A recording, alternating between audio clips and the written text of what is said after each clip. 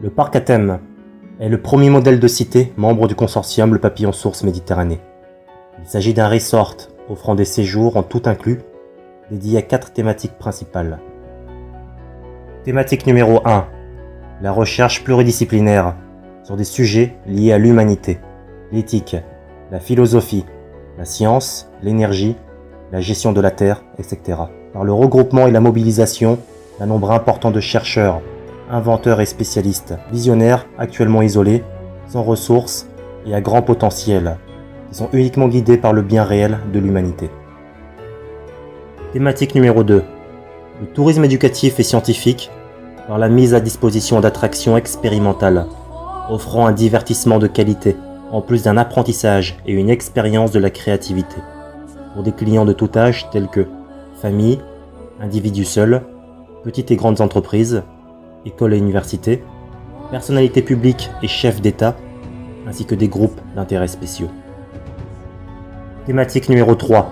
Le tourisme d'affaires sociétales, par l'organisation et la mise en place de groupes de travail, conférences, réunions, salons, expositions et sommets où se mêlent subtilité d'esprit et intelligence du cœur. Thématique numéro 4.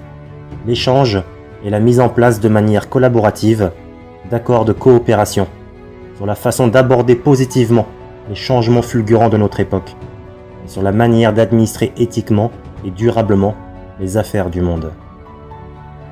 Cette cité majestueuse et lumineuse, d'une surface minimale de 150 hectares, sera implantée en France et intégrera 2 règles en or, afin d'œuvrer à changer positivement le monde. Règle numéro 1. S'abandonner au collaboratif. L'environnement hautement durable, créatif et féerique a pour objectif de faciliter l'engendrement d'idées neuves, aux intersections, en cassant les cloisons, en transgressant les frontières de spécialistes, en mélangeant les compétences. La cité sera celle de la collaboration. Il s'agira de mutualiser les moyens, les biens, les talents et les bonnes volontés. Après la compétition et l'opposition, elle amènera à réapprendre à faire destin commun. Elle permettra d'expérimenter la collaboration sur des projets et des espaces communs.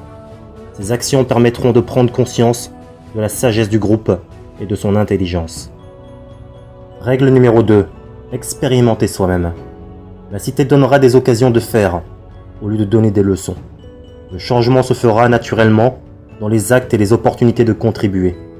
À travers chaque initiative, en expérimentation successive, les gestes et projets libéreront du pessimisme, du matérialisme, de l'individualisme et du conservatisme.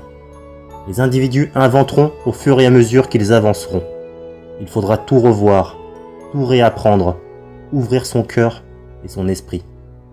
C'est dans l'expérimentation personnelle qu'ils comprendront, qu'ils apprendront au plus près du réel. Voici donc venu le temps d'amorcer collectivement l'union des peuples tant désirée, et celui d'élever la nation française au rang de modèle de développement sociétal à suivre, puis de moteur du changement positif.